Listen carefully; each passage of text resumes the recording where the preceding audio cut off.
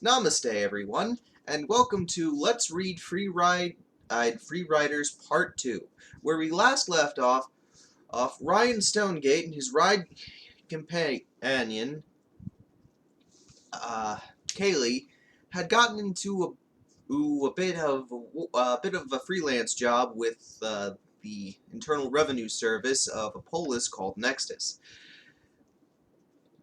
in which they wanted to look over the details of a crash landing that might not actually have crashed. Only, Ryan found that his rival, Kixie, and his longtime friend, turned estranged figure, Rufia,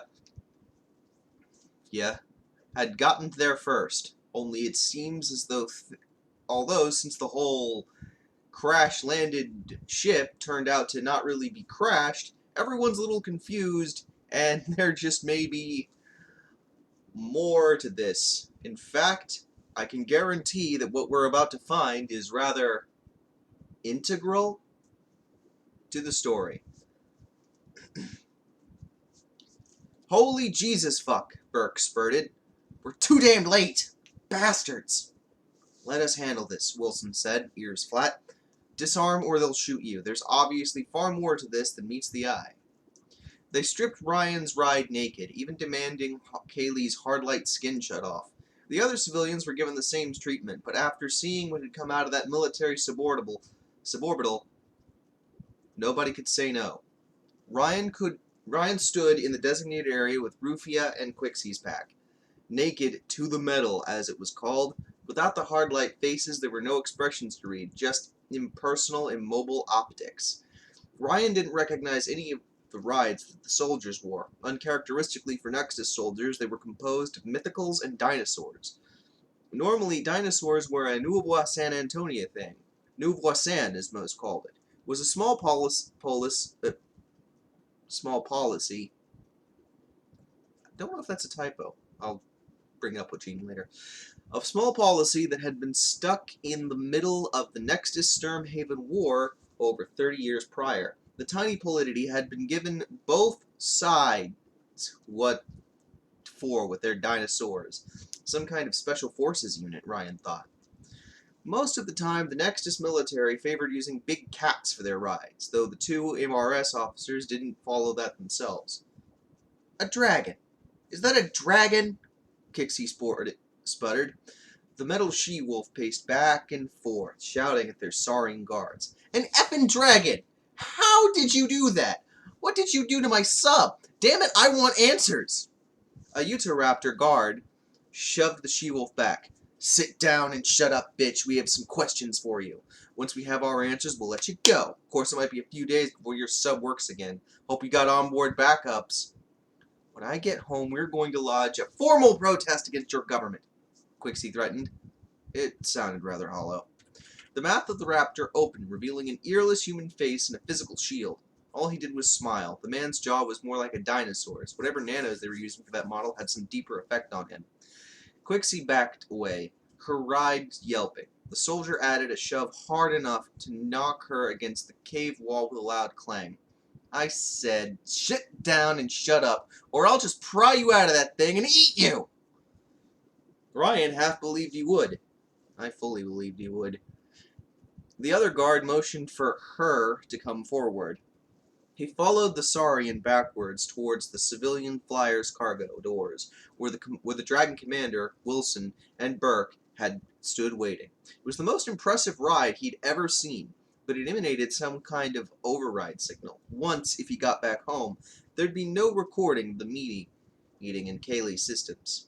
Miss Kaylee Cross, is it? The commander said. Pleasure to meet you. I'm Commander Hake Thompson. You are at the pleasure of the Nexus Ride Infantry 41st Detached Company. The fused ride had a red color scheme with a white belly and hard-light epaulets. I don't know what an epaulet is. Ryan grimaced, fortunately invisibly to Thompson under Kaylee's metal face. The 45th Detached was known the continent over as the unit where the straight-laced Nexus military commanders put all their oddball and rebellious soldiers.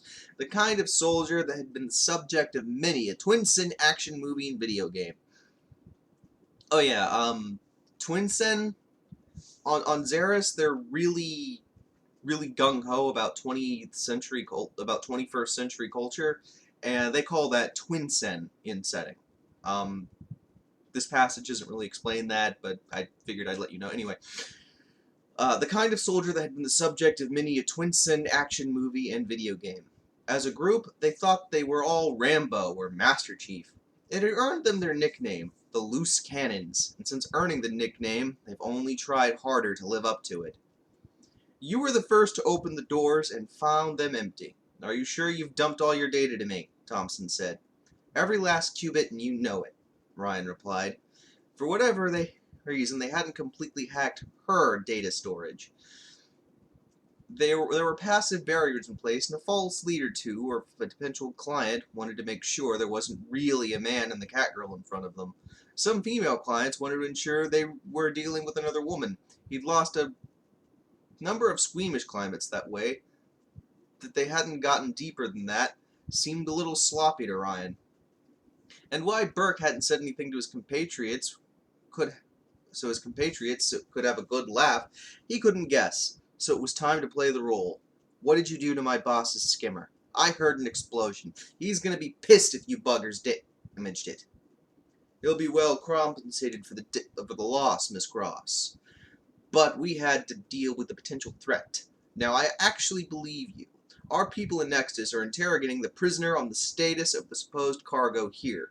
If we find that there is indeed a cargo, we'll just have to find out what's been done with it. Till that mission is complete, we'll simply detain all of you. If there was no cargo, we shall leave forthwith. The man actually posed, making the light coming and glint off his armor just so. Until that's decided, Miss Cross, you'll just have to stew in that ancient mecca of yours. You should feel privileged to even see our technology up close like this. Should we? Gosh, I'm so impressed, Ryan said dryly. Well, I'm going to turn my skin back on. I don't care what you think. We uplifters need real faces. Fine, do whatever you please. Now I hope you have enough entertainment media on board to amuse yourself. Good day. The dragon snorted hard like fire, just for show. The commander was easily the largest ride by far, towering 3 meters from head to toe, not counting the folded tips of the wings on his back.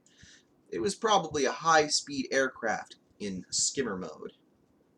The detainment area where the civilians were kept was surrounded by a refracting hard light shield to keep any laser communication from getting outside. Other than that, and the guards, they weren't being forcibly held. Ryan turned Kaylee's skin back on upon entering.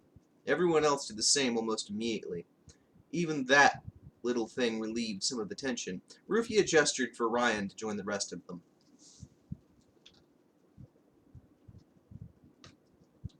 The dragon wasn't the only surprise addition here. Quixie's pack, who normally used wolf rides to the exclusion of anything else, had added a new employee to the pack of the subordinable. Avian rides were some of the most expensive out there, but it explained how the pilot was able to land a subordinable skimmer in the mouth of a cave. The Falcon was good, and his fuser mode ride was a very aesthetic blending of man and bird. Fill us in, Cross, Kixie said. She knew about the Kaylee, the employee fiction, and played along as a professional courtesy. They were competitors, not enemies. What's going on here? Wasn't there a third salvage sub on its way out? What happened to them? I have no idea, Ryan said. They must have changed course and landed somewhere. You can't just turn a sub around mid-flight, can you? The she-wolf shook her head. Not without burning a lot of sarium energy. They took off about when we did, and must have seen where we landed. And who landed behind us? Should have heard their landing lifters at least. There's nothing on my recorder. Maybe they landed somewhere, then went home. Anyway, I'm pretty sure the Nexus military damaged my skimmer. If you're willing, I can repair your sub and if you'll give me a tow back to Uplift. That's a deal, Kaylee. I'll do it for free anyway. You know that. Kixie said, extending her hand paw. They shook on it. You didn't leave someone stranded out in the worst part of the dry ocean. Dragons! Can you believe it? I've always wondered where they get the DNA for something that doesn't exist. Synthesized, emulated, or some such, Rufia added. Who knows? I get the impression that they're making a show of things, throwing their weight around. I doubt there is anything in that flyer worth half as much as we think. There is something out inside in the first place. If they damage those lifters, Quixie growled. Everything else in the flyer was worthless. It was basically a one-off nanofab construction. A cheap cardboard vehicle you fed back into the fabbers when you were done with it. But even those didn't skip out on the lifters. Cheaping out on those was a good way to die in the desert. And besides, lifter engine pods were designed to be modular, so they could be reused in new vehicles a dozen or more times. Those lifters would pay for the repairs back to the pack suborbital. How long are they going to keep us here? Ryan shrugged. Wish I knew, Quixie. As long as it takes. I don't think they're going to hurt us. At least more than they already have. I can imagine the diplomatic stink this is going to cause back home. I doubt they'd shoot us, but let's not take stupid risks. Officer Wilson decided to enter at that moment. Unlike most other Nexus rides Ryan had seen, her Finnick had more clearly defined facial features. It was still metallic, but they could convey expressions. Miss Cross is right, she added. I know Commander Thompson by reputation. He's an honorable man. Just likes to throw his weight around. Just sit tight. You'll be bored, but that's about it. Thank you, Officer Wilson. Thank you, Officer Wilson, Ryan replied. Any chance you can let us have our gear back? Rufia asked. I'm feeling kind of naked here. It was more literal for her than the others. She decided to make her anatomically correct with hard light active, and sat against the wall with her legs together. I need my modesty plates. No promises, Miss... Rufia? Was it? I'll see what I can do, Wilson replied. Officer, Ryan said as she turned her back. Was there anything in that flyer? The Fennec officer paused before giving her answer. Her tone of voice was enough to give it away. I'll get you your gear back, ladies. I'll pull some strings with HQ. We can't leave you defenseless back there. Can we? So I'm guessing yes. Yes, there was something in there. It took 2 solid days without sleep and half of Ryan's nano-lathe supplies to get internal systems on Quixie's sub operational again. Quixie's pack, all matching she-wolves, were very good at dashing in, stripping derelicts of useful parts, and leaving again in a short time. Not so much on repair. Without the large equipment to simply disassemble hulks and haul away useful parts, Ryan had focused on getting damaged vehicles running again, however she could.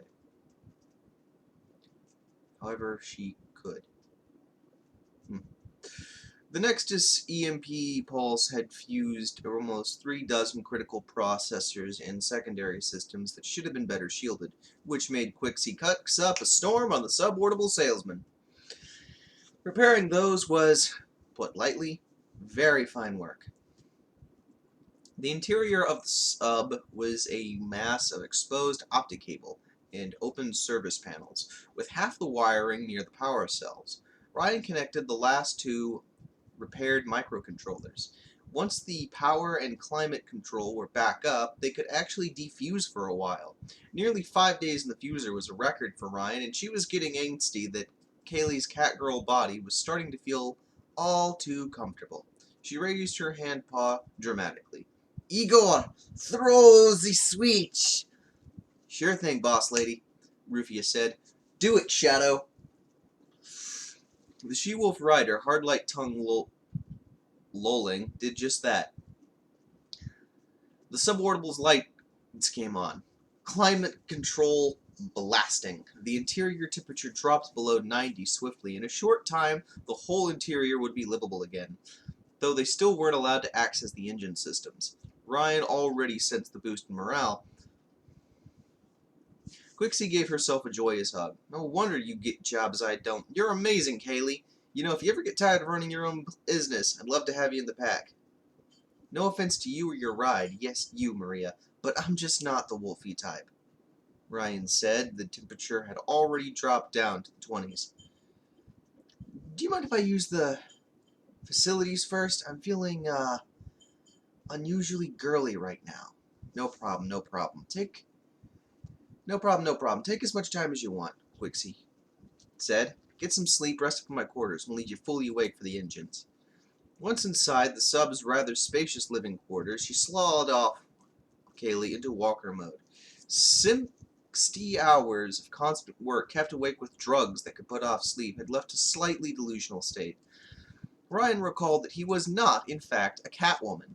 The real Catwoman came out of sleep mode once her skin flickered on, looking more than a little dazed herself. The 35-year-old Lynx seemed hungover. Not a moment too soon, Kaylee said, the human-sized Lynx shaking herself. Can we wait a few hours before we fuse again? I don't think I can keep in passive mode longer than a day at a time. At least not fused. I could do it by myself for ages. Ryan went to the tiny bathroom and sat down heavily on the toilet, getting a cup out of the cabinet and filling it with cold water. He downed several before speaking. How long since I fixed you up and you never told me about that? I swear I told you. We've just never been on a job where we couldn't take unfused breaks, boss. Never been fused more than a day. Passive mode is supposed to be temporary, just long enough to get the job done. How many prospectors you know brought a cross-gender ride and kept their birth sex? Not many. I need to check my logs and see what's going on for the past 2 days. We're in a hell of a pickle, Ryan. Kaylee was one of the oldest of her kind and had a quixotic way of speaking. Ryan suspected she picked it up from her first rider. She started licking the back of her forepaw. I have to conjugate on this for a spell. The mechanic laughed and stroked the hard light fur between her ears, flicking his own stubby tail. He drank his fill of water and stood up, legs feeling like dead weights. I know we are. Right now, I couldn't care less if they find out I'm only playing you, Kaylee. This kitty guy needs sleep. Ryan took Quixie's offer and entered the captain's quarters. The salvager's living space was full of junk, bras hanging from a clothesline overhead, and a few mementos. A soft bed for Maria occupied the corner. Kaylee took that. He was about to take a 2-hour sleeping pill. 8 hours rest in 2, guaranteed! When the door opened, unfused Quixie herself entered. Do you want the bed, after all? He asked bleary. Nope, just wanted to say thanks again. And to tell you I'm serious about that job offer. I just wheeled out some news about your skimmer from one of the jarheads. They snagged it in on the way in, just to be safe. Said it was the same type the Liberators use. Figures, Kaylee growled, as did her rider. Arrogant fuckers. They better pay when this is over. You spent weeks getting it working. So if you need some time to get back on your feet. She was an attractive woman, though she had more lupine cast to her features than most salvagers. Fusing frequently kept you in shape, and slowly changed your shape unless you had nanosurgery to stop it. It never really stopped at just ears and tail, but further changes were much slower. Thanks again. Really, I mean it. But I still have the garage, and insurance will pay for the loss. Dry ocean salvage was only a side business for me. That skimmer was 50 years old. That old deuce rattled like hell at cruise. Really? Then how about this? She replied, golden eyes alight. I'll subcontract dry ocean repair jobs to you on a case-by-case basis. I get to expand my business. You don't have to maintain aging equipment you rarely use. Win-win. Ryan warmed to that idea, and Kaylee purred approval through their link. You have something there, Wolfie. We'll drop that contract once this shitstorm blows over. Now, can I get some sleep? Smiling triumphantly, Quixie left her quarters, but the door opened again before he could take the pill. It was Officer Wilson, her human-sized fennec behind her. She closed the door and sat at the desk. I need a few minutes of your time, Mr. Stonegate. He sighed. Sure, why not? You're still my client, even if it was a bust. What can I do for you? This is more personal nature than professional. She looked at Kaylee, who returned the favor with feline smugness. How did you require that L and X unit? Well, Ryan smiled fondly at his partner. Bought her at the same auction Rufia got hers, except I didn't have a tenth. She did. Best 62 mu I ever spent. Nobody else wanted her. Problem is, she was stripped all the way down to the chassis, missing the shell, most internals, all four paws, even her tail. Took her months to get her working again, but parts were plentiful. Learned everything I know about rides that way. Why do you ask? Until I saw her in bare metal, I couldn't be sure, but I think my aunt used that unit.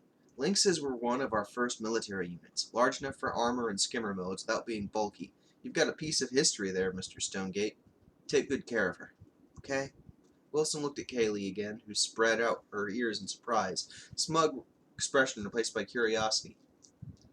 You know, there is a family resemblance, Kaylee sent to Ryan over secure link. Her aunt was a good egg. There are gaps in my memory where they erase classified data, but I do remember her. Believe me, I will, Ryan said to Wilson. Count on it. And I'll tell my aunt her old friends in good hands. I'll let you sleep now. Thanks for seeing me. Wilson extended her hand, shaking Ryan's. Third time's a charm, he thought. Then the door opened again.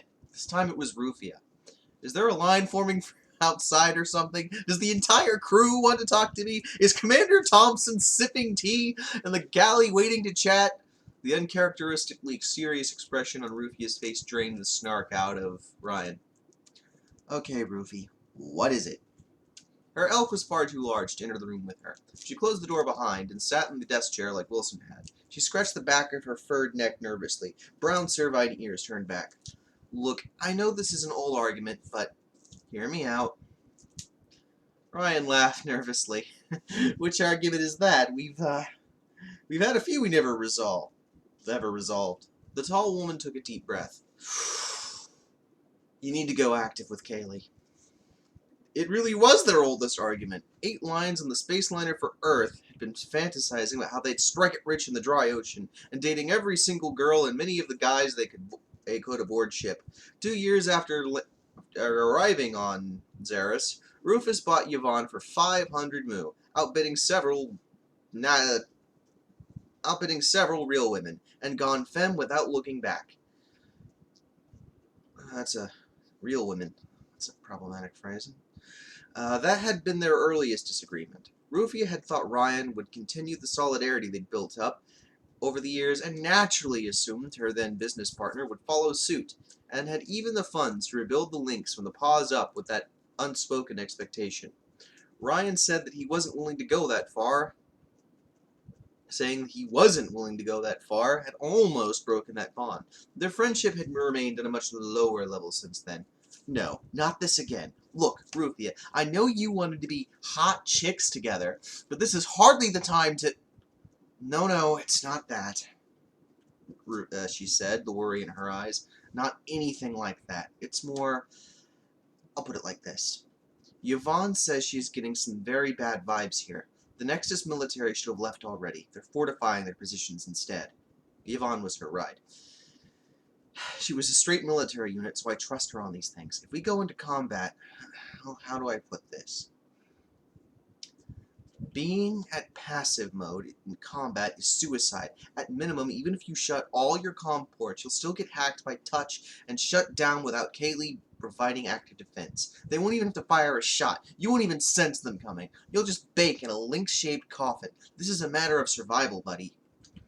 At any other time, it would have descended into a shouting match. But that Rufia had dared even bring it up in the first place said a lot about the gravity of the situation. Kaylee still hissed at her. The big woman ignored it. Well, you've given me something to sleep on, at least, Ryan said. Good night. And that's all I'm going to say. Your choice. Always has been. Good night, buddy. Rufia gave him a pat on the shoulder and left the room. Not that shit again, Kaylee said. She jumped on the big bed and affectionately head-bumped Ryan's torso, purring. Not that I wouldn't mind the girl talk and shopping, but I like you as you are. You're my main man. You saved me from the shed. Not that I like passive much, but that's a small price to pay. The mechanic hugged his RI fiend-light friend. then dry swallowed the pill before... Damn it. Dry swallowed the pill before the door could open again. Kaylee curled up by his feet and purled as the medication blacked everything out. I'm dreaming, Ryan thought. Normally, he dreamed very lucidly, one of the side benefits of his implants.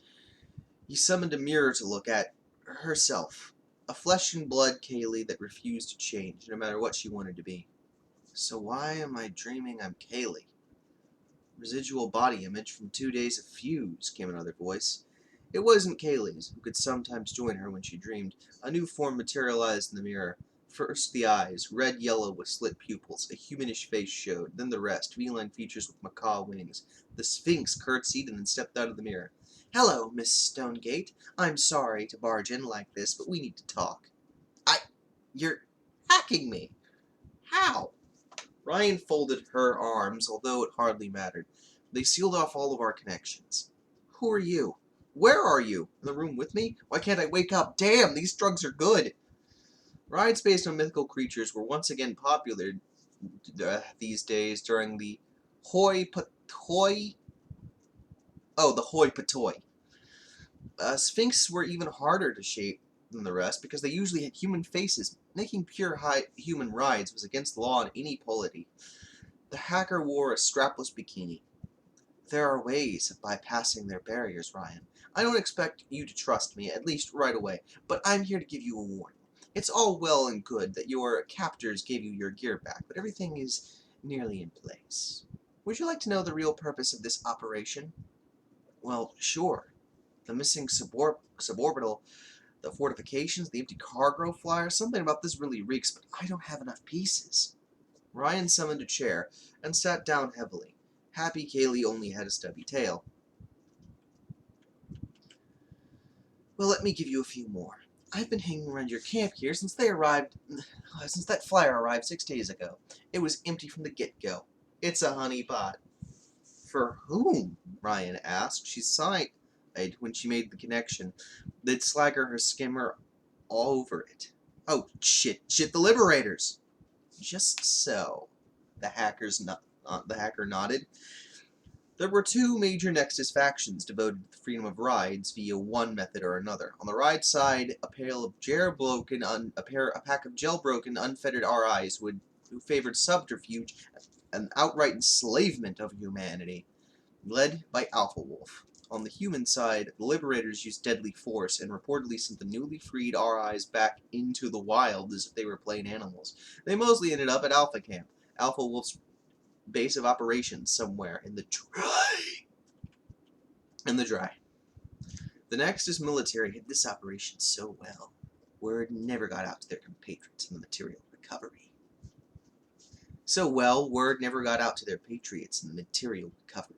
Burke and Wilson shouldn't even be here. They wanted to test their new gear in combat, and you're stuck in the middle.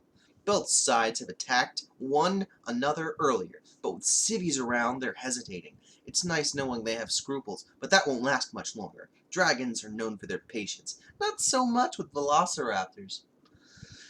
Ryan turned to face her and stepped forward. The hacker was anthropomorphic, with several round hard light emitters lenses on her arms, legs, and torso. Her flight feathers were an iridescent green like a hummingbird.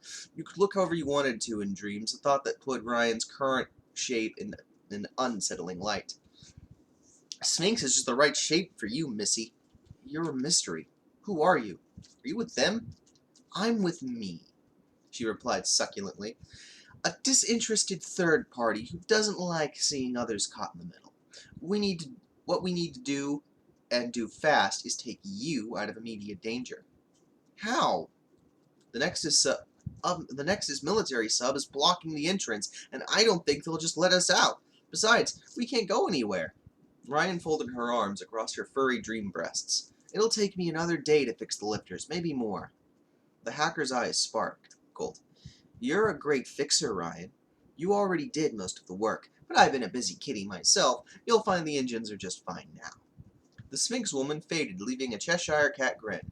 Officer Wilson is waiting for you. She's an old friend of mine. I gave her half of the information you need to get out of here, keyed to my own encryption. Here's the key you need to unlock it. See you around. I'll be in touch. Again.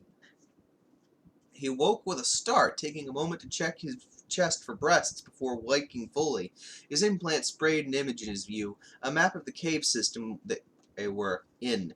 It was signaled Quinoa Steeder, a young woman with celebrity and notoriety in equal measure for her antics around the supercontinent, from the wild, even by local standards, parties in tropical Aloha, to being thrown out of icy Cape Nord for convincing one of too many of their macho men to cross-ride.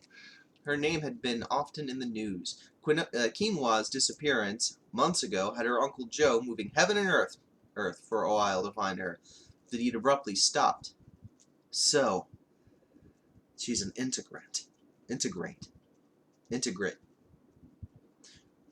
Rarely, a fuser process ran wild, creating a new being in the process. What information about how it happened there was on the planetary internet were a mix of rumors and wishful thinking.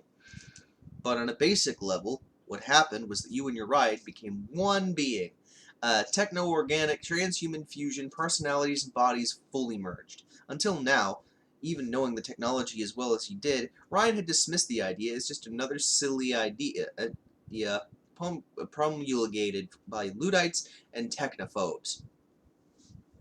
Connecting with Kaylee, he sent the recording of the dream and Quinoa's information packet for verification. The RI almost panicked, hissing to herself, "Better suit up, boss. This is as real as it gets. The engines are operational, just as she promised to, but I'll run more diagnostics just to be sure." She paused a moment.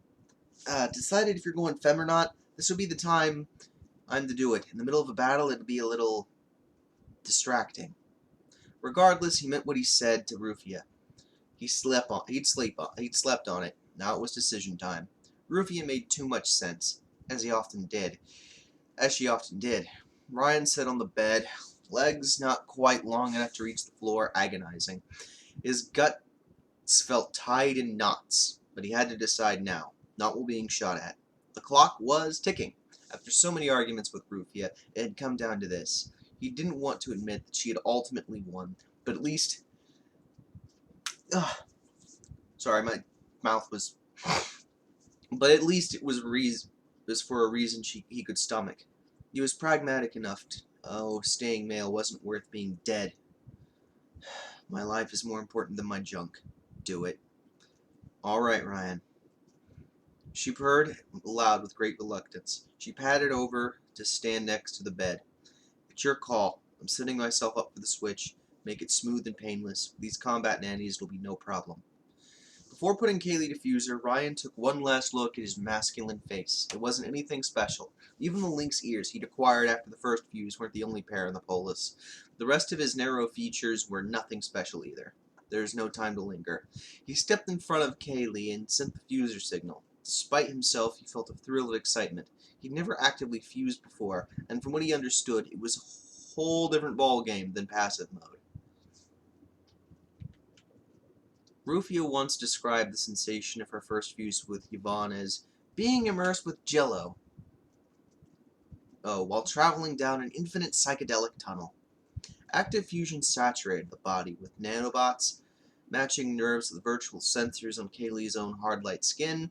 The body inside had to match the form outside as closely as possible in order to prevent severe health problems for the RI and rider alike. This is why a female ride needed a female rider and vice versa.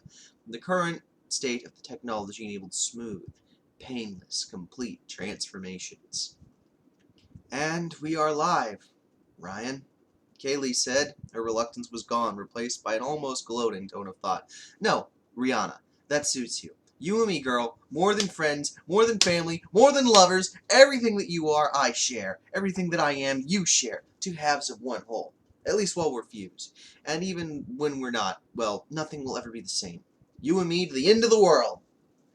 Kaylee had always had a flair for the melodramatic, but Ryan couldn't agree more. She could sense the gaps in her partner's memory blocks. Vast areas where explicit sections of her various missions for the years were simply gone. At the same time, Kaylee could experience growing up on old Earth, the voyage across the on the Starliner Spruce Goose, the heated feelings behind an argument over Ryan's initial unwillingness to use Kaylee in active mode, the irrational fear of losing something important. Sure, that fear is irrational, but whatever. The fused movement for the first time felt fluid and natural. The sleeping RI wasn't subconsciously fighting control. Kaylee's hard light skin felt as real as the flesh behind the metal. Ryan felt Kaylee's presence guiding her movements. I feel like dancing, she said, doing just that, rocking her hips. Ryan, huh? Well, maybe. Better stick with Ryan for now, okay? Okay, but dance later, pard, Kaylee replied. Job's not done. Time's a-wasting. Right. Ryan said aloud, standing in front of the same mirror, patting herself down. It feels like I'm not just wearing you. It feels like I am you. I can't even sense my own skin or my own face. I feel your muzzle, my breasts. My breasts! The fact that she actually had her own set under Kaylee's dumped cold water on her enthusiasm. Okay, yeah. Job to do. Everything's green. Let's get the hell out of Dodge. The submersible was enough to have 2 decks, the crew deck and the salvage deck. To Ryan's dismay, there were only 2 people in the living area. Rufia and Burke, of all people, chatting away over beer, the mess table. They were both fused, but their helmet heads were retracted. Rufia saw her put down the beer bottle. The air smelled slightly alcoholic. Oh, hey there, Ryan. Sleep well, said Rufia. Ryan looked between the 2 of them. It was an all-too-familiar picture. She had a familiar touch with men and women alike, continuing the personal scoreboard they'd kept on the space liner. Ryan couldn't help herself. Your new boyfriend, Rufia? She shook her feline head. Never mind. How much does he know? Loose lips, buddy, loose lips. Wilson's gonna be pissed at him. Why do you think we're fused up like this? Just waiting for the other shoe to drop. The communications specialist said. What's going on, boss lady? You're looking spry. Well, about that boss lady part, Ryan said, curling Kaylee's held helmet to retract like they had theirs. The cool air braced against her naked face, tickled smooth, unblemished skin. She patted her stubble-free cheeks. It's pretty accurate now. You're dead right about this, old friend. How do I look? I haven't even seen my own face yet. Rufia grinned like a madwoman. Hot chicks together, what did I tell you? You can still change back in a few years. I could if I really wanted to, but I'd have to partner with someone other than Vonnie here. No way. I knew you'd come around eventually. I just wish it was under different circumstances. Over that though, you look like you've seen a ghost. Yvonne says, oh wow. I've already sent Vonnie the packet, Kaylee added. The 2 RIs were good friends, though they had the occasional friendly disagreement because they were from competing branches of the armed forces. Can you put my face back on? I can barely see out of your eyes in this config. Ryan did so and secured a connection to Rufia and Yvonne. So what do you think, ladies? Can you verify you're the comm experts here? This is Quinoa Steeder's verification key. I have it on my missing persons files, Yvonne said. There's also some interesting data around the block. It's probably the result of the integration. I can't read it, but I don't think it's dangerous. I've heard it does weird things to processing data. It doesn't feel corrupted per se, just can't read it. Might be some kind of translation layer. Kaylee connected with the suborbital systems and verified the engines were in working order. Good to go, pard. All the while, Burke had been laughing great gusts of guffaws, slapping his grizzly bear's tallow ceramic thigh. She's right, you know. You 2 are a couple of hot girls. I could eat you right up, he said, draining the last beer from the bottle. Should have hacked your ride earlier. You're more present to look at that way. Got a nice pair, too. 2 pair. Between the 2 of you. Like my girl's curvy.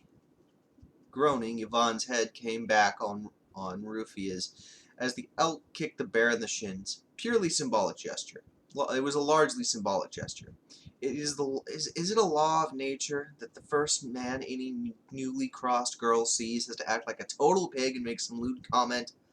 Ryan blushed under Kaylee's face and hoped it didn't appear there. Where's everyone else? That wolf rider could talk the ride off a man in the burning desert. She got Thompson to let her grab the lifters off the cargo filter, Rufia said. Bear boy here even fixed the grav cane. Least I could do after shooting it up like that, the big man said, opening another bottle. This is really good brew. Uplifters know their stuff. Should we bother telling Liz Lunkhead or go to Wilson first? Rufia asked. I've stayed fused up just in case. We've got a full charge. Frankly, if you're going to tell Wilson what you know, you're going to need more than that fixer pack you always use. I'm sure Quixie wouldn't mind if you grab her spare weapon greaves and shields. That's what they're there for. Do whatever you have to. Get them back in and ready to go. And be discreet if you can, Ryan said. Us? Discreet? Rufia and Rivon scoffed in unison. I think that estrogen's already getting to you, girlie, Rufy said. We'll crack the whip if we need to, but she's going to argue. There's a lot of moo in those heavy lifters. Just do what you have to. Well, I'll signal when I've got Wilson informed. I have a plan for getting out of here, but I can't prep for it until everyone knows. Unfortunately, that might include Thompson's platoon. Wish me luck. Ryan girded for the challenge ahead, but brightened a little when she realized Kaylee was already sending several trigger signals to subsystems before the idea had even fully formed. The engines were put into hot standby. Thanks, Bart. That's the essence of being active fused, Rihanna, the link said. Kaylee wasn't going to let go of that name. She felt it was just perfect for her partner, and had for some time. The RI had waited years for this. She hated passive mode with a passion, but had never let it on. At least until now. Rihanna it is, then. You fantasized about this. No, not like that. No, not like you think, Kaylee reassured. This isn't the first time I've fused, you know. I've just missed doing this so much. And you? You've never done this before. You've built up some bad habits, so just focus on what you're doing, Rihanna. I'm here. I'm active, and I'm ready. True partners now! Alright, I think that's where I'm going to leave off for now. I'm mostly doing this in one take live, so there have been some stumbles from here. Admittedly, it's because I'm not that good at using video editing software. I may, for future installments of this, start recording video game footage and then talking over that, or preparing a script. Anyway, this has been part 2. I think I might be able to finish the whole story in part 3. Looks like we've done a little under half. Maybe it'll be 2 more parts. We'll see.